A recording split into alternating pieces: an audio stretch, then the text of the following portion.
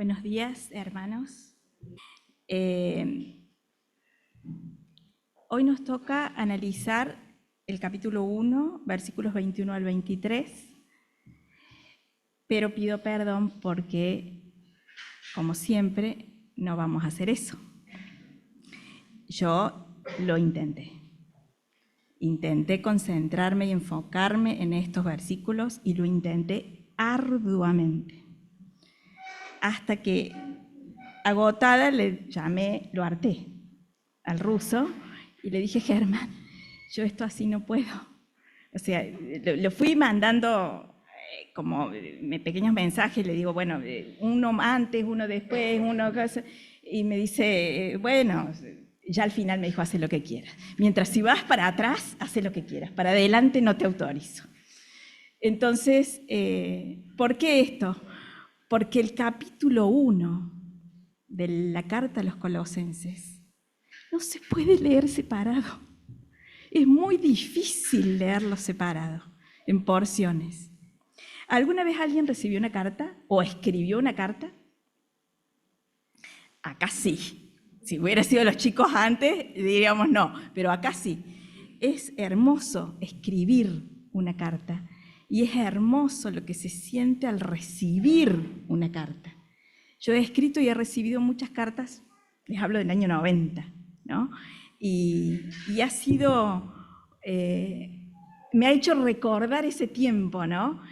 Cuando recibía con emoción, era oxígeno para seguir adelante. Les hablo de un tiempo que no había celular, no había otra forma de comunicarse. Entonces, yo en el extranjero recibía cartas de mis padres, de mis amigos, y se renovaba todo. Era una espera hermosa. Y yo digo, desde ese lugar vamos a intentar ponernos en el lugar de los colosenses. Cuando empecé a estudiar la carta, hace como 3, 4 semanas, cuando dijeron que íbamos a estudiar esto, me empezaron a brotar preguntas. Y anoté como 40 preguntas. Y con lo que fueron hablando los hermanos y los distintos domingos, ya he contestado 12 preguntas. Y ahora vamos a intentar responder la número 13 de mi lista. La pregunta es, después de creer y abrazar el Evangelio, ¿cómo seguimos? Vamos a repasar o pensar en 5 posibles respuestas a esta pregunta. Pero antes de leer, yo quiero construir el escenario imaginario de esta carta. Como si fuera un teatro, tratar de pensar, y Ricardo me dice, estás en tu salsa porque vos debiste ser actriz. Pero es importante porque este primer capítulo es una respuesta de Pablo a una serie de problemáticas. Entonces hay que pensar qué pasó en la previa, porque no es que Pablo se sentó o estaba sentado y empezó a escribir a los colosenses y dijo toda esta maravilla. No, hubo una previa acá. Y para mí, a la luz de lo que dice la carta, la previa es un diálogo entre 2 amigos. Un diálogo entre Epafras y el apóstol, entre otros. Pero, ¿qué pasaba? No es un diálogo que estaban tomando un café. Pablo estaba encadenado a un soldado romano en la cárcel, esperando que el emperador le diga si iba a morir o iba a vivir. Así lo recibe a Epafras. Y Epafras estaba en Colosas y se traslada, ¿saben cuántos kilómetros para llegar a Pablo? 2000 kilómetros. Colosas a Roma en el siglo I, donde no era de que nos vamos de acá a Brasil. Digamos, aproximadamente eran 2 o 3 meses de viaje a la intemperie, con los peligros, con los animales, donde profesar la fe no era fácil, porque era cuestión de vida o muerte, o al menos de encarcelamiento. Pablo estaba en la cárcel. Y llega Epafras, me imagino la emoción de Pablo, y Epafras le comienza, en mi imaginario, a la luz de la carta, le comienza a decir, che, Pablo, estoy muy feliz. Y además de eso estoy un poco preocupado. en esto de liderar esta iglesia. Epafras tenía un profundo amor por sus hermanos de Colosas y llega Pablo en busca de un consejo. ¿Cómo sabemos que le cuenta? No voy a decir lo que viene más adelante, pero sí necesitamos contextualizar lo que Epafras le dice para entender la respuesta de Pablo.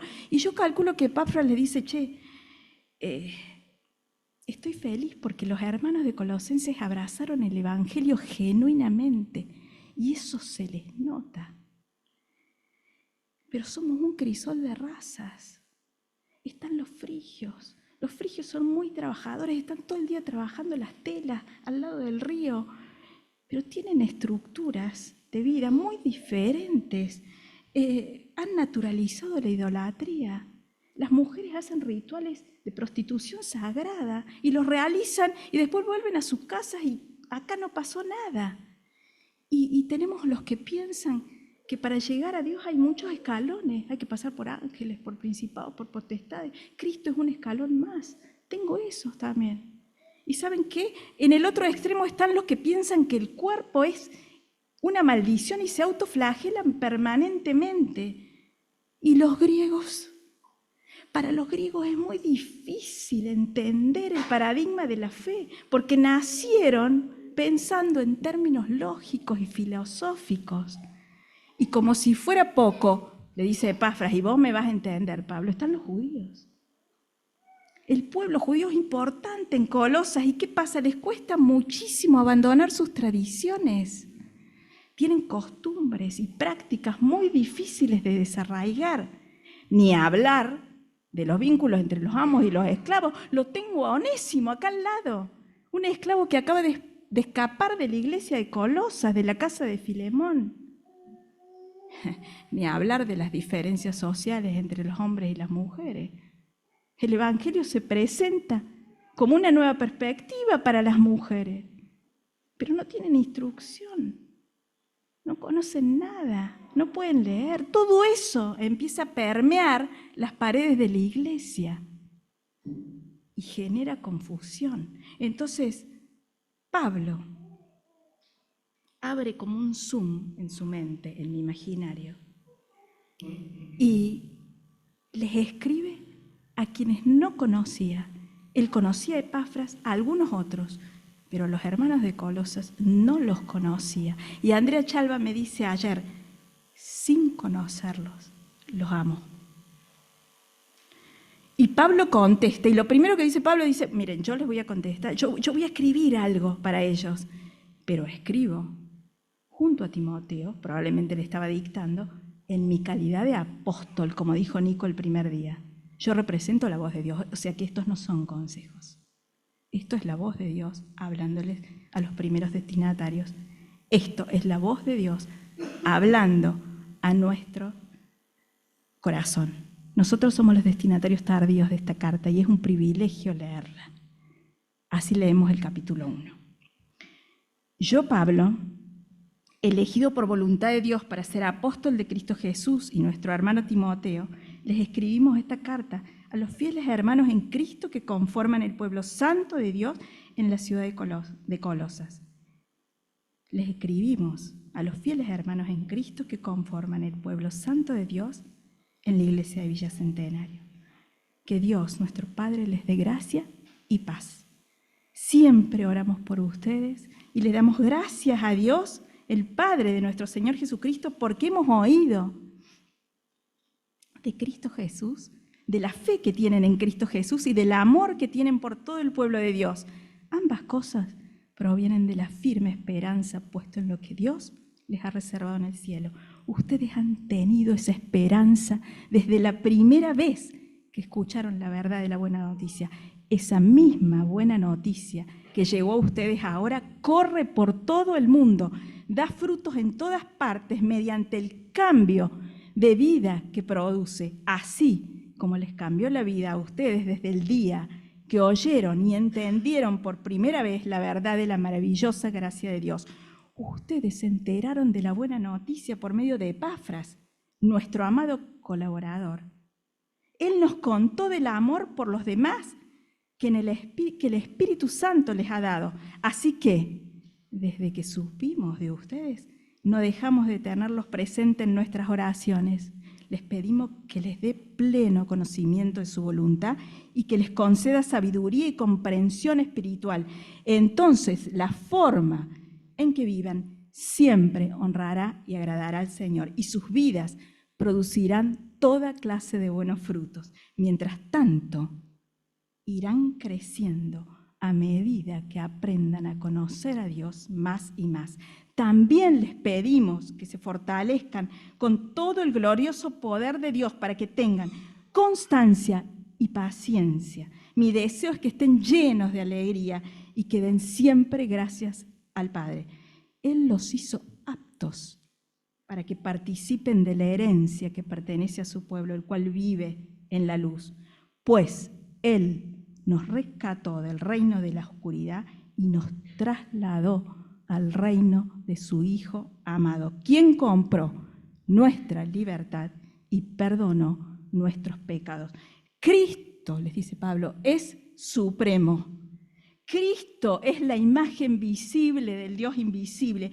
Él existía antes que todas las cosas fueran creadas y es supremo sobre toda la creación, porque por medio de Él Dios creó todo lo que existe en los lugares celestiales y en la tierra. Hizo las cosas que podemos ver y las cosas que no podemos ver, tales como tronos, reinos, gobernantes, autoridades del mundo invisible. Todo lo creado por medio de Él y para Él. Él ya existía antes de todas las cosas y mantiene unida toda la creación. Cristo también es la cabeza de su cuerpo, la iglesia. Él es el principio supremo sobre todos los que se levantan de los muertos. Así que Él es primero en todo, pues a Dios en toda su plenitud le agradó vivir en Cristo y por medio de Él Dios reconcilió consigo todas las cosas. Hizo la paz con todo lo que existe en el cielo y en la tierra por medio de la sangre de Cristo en la cruz. Eso los incluye a ustedes, que antes estaban lejos de Dios, eran sus enemigos, separados de Él por sus malos pensamientos, pero ahora Él los reconcilió consigo mediante la muerte de Cristo en su cuerpo físico. Como resultado, los que los ha trasladado a su propia presencia y ahora ustedes son santos, libres de culpa y pueden presentarse delante de Él sin ningún temor, pero deben seguir creyendo esa verdad y mantenerse firmes. No se alejen de la seguridad que recibieron cuando oyeron la buena noticia.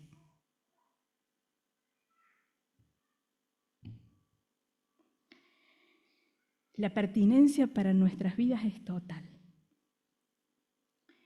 independiente de cuál sea el crisol de razas, independientemente de las tradiciones, de los hábitos en que nos encontremos. Si me permiten parafasear a Pablo, no quiero cometer una herejía, simplemente voy a decir lo que llega a mi corazón de esto, que no hace falta aclarar. Desde el día que ustedes depositaron su fe en Cristo y abrazaron el Evangelio, sus vidas cambiaron para siempre. ¿Saben por qué? Porque antes vivían en orfandad, en oscuridad, en soledad, en esclavitud, y ahora han sido rescatados y trasladados a un nuevo reino, el reino de la luz. Ahora tienen un nuevo domicilio, viven en Cristo, como decía Nicolás.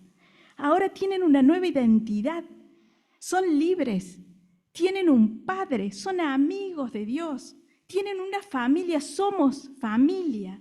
Ahora tienen esperanza y han sido llevados a su presencia, donde nos podemos presentar sin miedo. Ahora pueden conocer a Dios a través de su Hijo. ¿Quién hizo posible todo eso? Les dice Pablo. Tengan en cuenta, lo hizo Cristo. Y ahí describe a Cristo, el soberano, el supremo, el dueño del cosmos, de las estrellas, el sacerdote, el unigénito, el que preexiste desde siempre, el creador, como vimos hoy, de lo que vemos y de lo que no vemos, el sustentador, el redentor. ¿Saben una cosa? como nos decía Nicolás el primer día, Pablo les está diciendo, Cristo es y fue suficiente siempre. Dios nos miró y nos regaló la salvación para todos los que en Él confían. No importa de dónde vengamos, no importa la vida que tuvimos ni los caminos que recorrimos, no importa cuán lejos estuvimos, no importa cuán arraigadas estén nuestras tradiciones, no importa si comprendíamos o no, no importa si nos equivocamos, no importa la gravedad de nuestras faltas, ni si no lo reconocimos en algún momento de nuestras vidas, porque Dios se acercó a nosotros por medio del sacrificio de su Hijo.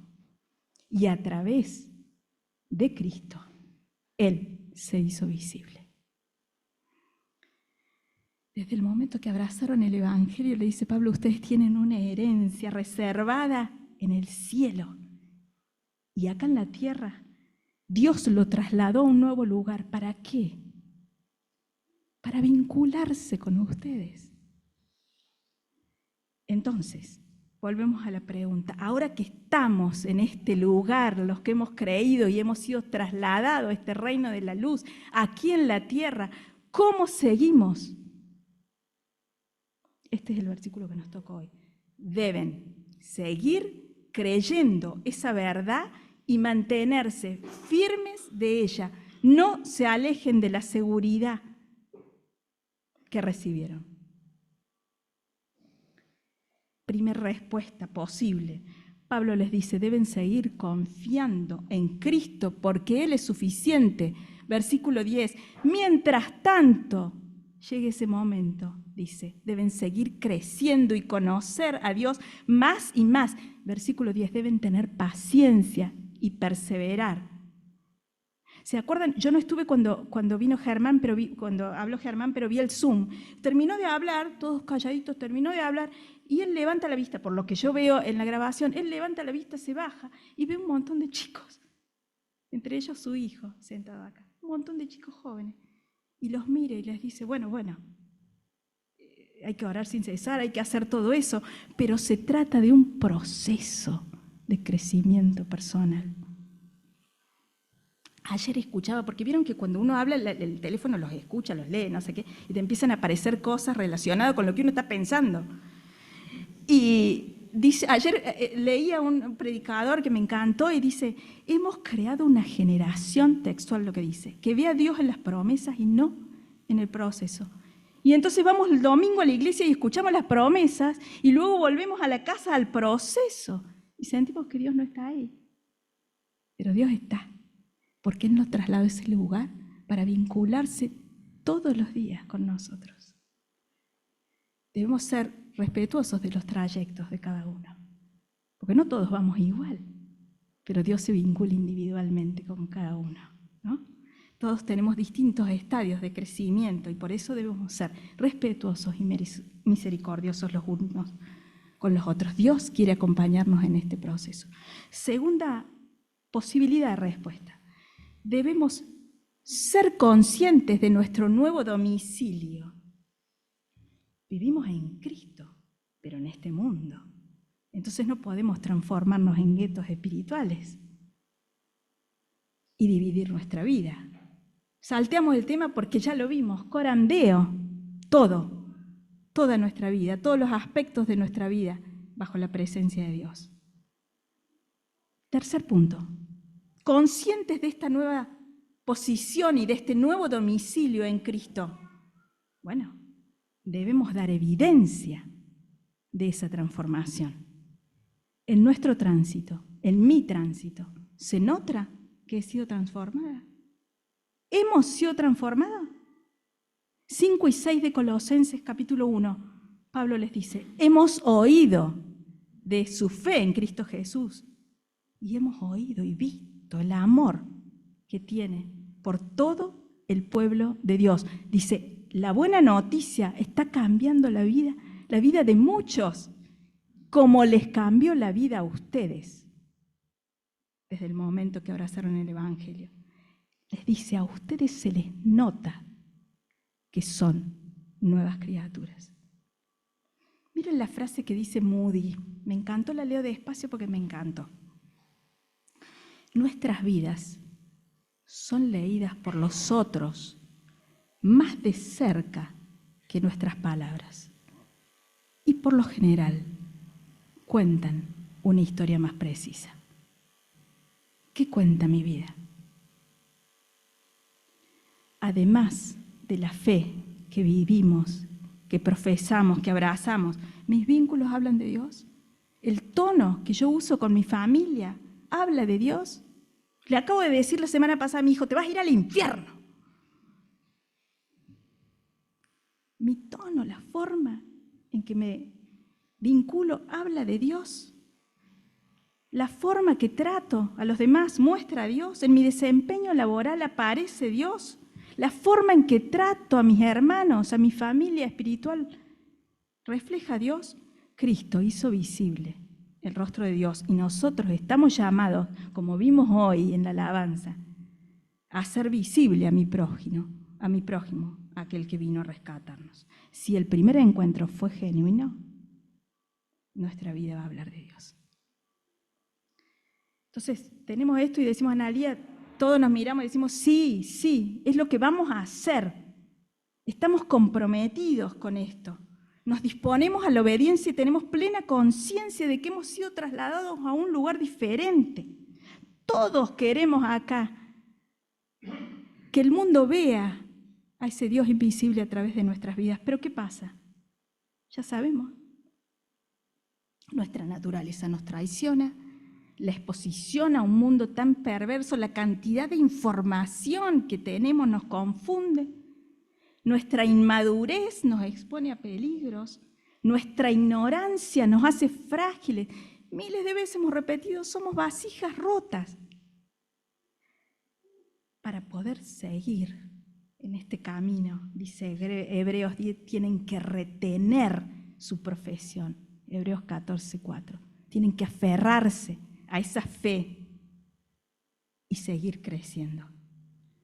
Dice Pablo acá, tienen que recuperar la memoria todos los días y entender que Cristo se sacrificó por ustedes hasta la muerte. Deben reconocer sus fisuras, deben saber dónde estaban antes y resignificar todos los días de nuestra vida quién es Dios y cuál es el sentido de nuestra existencia.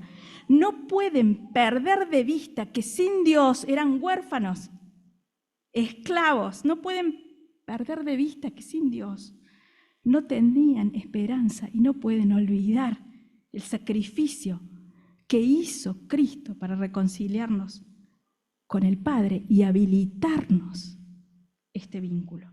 Entonces, nuestro tránsito por la vida tiene que tener un sentido. Dice John Stott, no puedo dejar de citar a John. Tienen que recuperar la perspectiva, porque si concebimos la vida como encajonada en el tiempo, si se inicia en el nacimiento y concluye en la muerte, si no hay nada más, quedamos atrapados en una existencia finita y sin sentido. Solamente Dios da sentido a la existencia humana porque añade dos dimensiones. Al tiempo le añade eternidad y al espacio le añade trascendencia. Solo, dice Stott, a la luz de la eternidad y de la trascendencia, la vida humana recobra su sentido, concluye. En otras palabras, lo que da sentido a la vida es reconocer quién es Dios y adorarlo. Este capítulo nos devuelve esa perspectiva. Un proceso, un nuevo domicilio, un desafío, dar evidencia de lo que somos. Cuarto, debemos estar atentos. Pablo dice, desde que supimos de ustedes, pero alguien le contó, alguien se preocupó, alguien estuvo alerta y se dio cuenta de esa necesidad, alguien miró a los hermanos. ¿Estamos atentos a lo que mi hermano está viviendo? ¿Soy empático con sus circunstancias? Puedo trascender las diferencias, puedo comprender que venimos de diferentes tradiciones, de diferentes familias, de diferentes costumbres, de hábitos arraigados, de profesiones diferentes, de entornos diferentes. Estoy atento si alguien se siente mal o excluido en esta familia. Alguien en esta iglesia hace listas.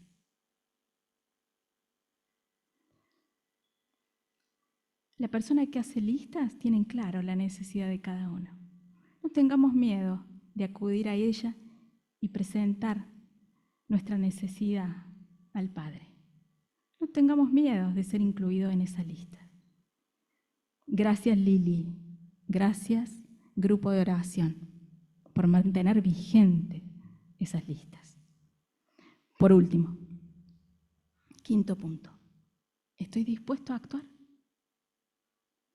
Epafras recorrió 2000 kilómetros para pedir un consejo, vio la necesidad y actuó. El camino de este proceso se inicia abrazando la fe. Yo en la reunión de señoras les preguntaba, si yo les pregunto rápidamente qué es la fe, ¿qué me contestan? ¿Qué es la fe? ¿Vivi? La certeza de lo que se espera y la convicción de lo que no se ve, dice Hebreos 11:1. Pero Hebreos 11:2 dice que la fe es testimonio de vida. La fe, dice, por la fe, todos estos fueron conocidos. Por la fe, dice, entendemos que todo el universo fue formado en orden. Y después empieza. Todos los versículos. Por la fe Abel presentó a Dios, por la fe Noé construyó, por la fe Abraham obedeció, son verbos. Por la fe Abraham ofreció a Isaac en el sacrificio, por Moisés rehusó ser llamado hijo del faraón, por la fe Moisés salió de la tierra de Egipto, por la fe Moisés siguió firme, por la fe el pueblo de Israel atravesó el Mar Rojo, por la fe el pueblo de Israel marchó sobre Jericó durante 7 días. Y dice, y puedo seguir, dice el autor de Hebreos, puedo seguir interminablemente mostrando los actos de la fe de los que consideramos padres de la fe. Son todas acciones. A ellos se les notaba que habían creído. Tenemos esa multitud de testigos de la fe que son nuestro ejemplo, y dice el mismo Hebreo, ahora tienen que quitarse todo el peso que les impide correr y correr con perseverancia la carrera que Dios nos ha puesto enfrente. Ojalá nosotros también podamos integrar hacia el futuro esa nube de testigos que son guías para otros, que actuaron en obediencia y que fueron ejemplos de los que perseveran. Después de creer, hermanos, ¿qué hacemos? ¿Cómo nos mantenemos en este camino? 5 pistas. Hay muchas más que la carta va a ir dando respuestas. Hay muchas más. Yo tengo 7 más, pero no las voy a decir. Hoy son 5. Seguir confiando en la suficiencia de Cristo, entendiendo que se trata de un proceso que nos va a llevar el resto de nuestras vidas acá. Ser conscientes de nuestro nuevo lugar, de nuestro nuevo domicilio, dar evidencia de esa transformación, reconociendo nuestras fisuras y haciendo memoria del sacrificio, manteniéndonos atentos y disponiéndonos para actuar. Pregunta final. ¿Estoy dispuesto a actuar? Además de mirar, además de entender, de conocer, de abrazar, ¿estoy dispuesto a actuar?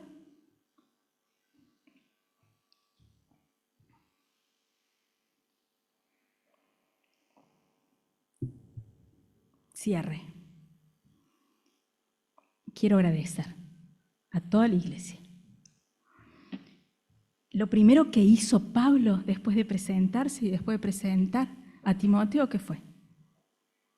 Agradeció a Dios. Agradeció a Dios por la fe de cada uno de sus hermanos y agradeció a Dios por lo que mostraban entre ellos, por el amor que ellos se tenían. Eso fue lo que hizo Pablo, versículo 3. Acá somos muchos, hermanos. Somos un montón, tenemos esta iglesia llena. Y muchos de los que profesan la fe, muchos de los que abrazamos la fe, guiados por el Espíritu, actúan y actuamos en consecuencia. Gloria a Dios por eso. Gracias a Dios por la fe de cada uno de ustedes. Gracias a Dios por el actuar de cada uno de ustedes. Mi agradecimiento es simbólico. Nadie se siente ofendido si no lo menciono. Es simplemente un símbolo. Gracias, amiga Miriam, por haberme sostenido toda esta semana en oración. Gracias, Ceci, por actuar y ocuparte de hablar con los misioneros y acercarnos sus necesidades. Gracias, Leo y Caro, por actuar y llevar el Evangelio a nuestros lugares. Gracias, Eri, por actuar y sostener un espacio para que podamos estar juntas. Gracias, José Cosani, si estás escuchando, por embarcarnos en tus locuras y forzarnos, porque Él fuerza. Forzarnos a ofrendar, forzarnos a servir, forzarnos a actuar. Gracias, Tinto y Susi, por acompañar a quienes necesitan durante tantos años. Gracias, sabios, por mantener la esperanza viva. Gracias, Tochi, por ayudarnos a ayudar con fe. Gracias, Chola, que sé que nos escuchás, por enseñarnos. Gracias, Peti, por tus tejidos, tus ofrendas, tus cerámicos. Gracias, Meli y equipo, por enseñar a nuestros niños. Gracias, Frana, Anita, Lucas, Mary, Ine, Andrea y todos los que colaboran en el ministerio con los hados y los jóvenes, que no es fácil. Gracias, Valen, Flor, equipo que sostiene, Maxi, que sostiene la tecnología. Gracias, grupo de alabanza, por trasladarnos a lugares celestiales todos los domingos. Gracias, Pato y Lu, por ocuparse de los más débiles y hacer que todos pensemos en esto. Gracias, Samu, Cristian, Vivi, por organizar las ofrendas. Gracias, Moni, por cuidar del edificio. Gracias, Gringo, por actuar y recordarnos siempre que en esta iglesia hay lugar para todos. Gracias, Germán, por el arduo trabajo de conquistar voluntades para preparar estas reflexiones. Gracias, Vivi, por organizar todo lo demás. Gracias a todos los hermanos que se preparan arduamente para estudiar la palabra y compartirla. Gracias, líderes, por el esfuerzo que hacen para mantener este cuerpo. Gracias, hermanos, por abrir sus casas. Gracias a todos los que se fueron, por enseñarnos a amar y por luchar para que esta iglesia sea un refugio para tantos. ¿Saben por qué? Porque muchos de los que estamos aquí con vidas rotas no tendríamos lugar en otra iglesia. Gracias a Dios. Gracias, iglesia, por darnos voz, por incluir, por mirar más allá de nuestra condición, por recibir, por tolerar y por sobre todas las cosas, por ser ejemplo de amor. Gracias, Dios nuestro, por salvarnos, por rescatarnos. Gracias, Dios, por entregar tu Hijo, por perdonarnos y volver a perdonarnos, por anticiparte y preparar un lugar precioso para volver a encontrarnos. Gracias, Dios, por mantener los brazos abiertos. Gracias, Dios, por no abandonarnos. Que el Señor nos bendiga.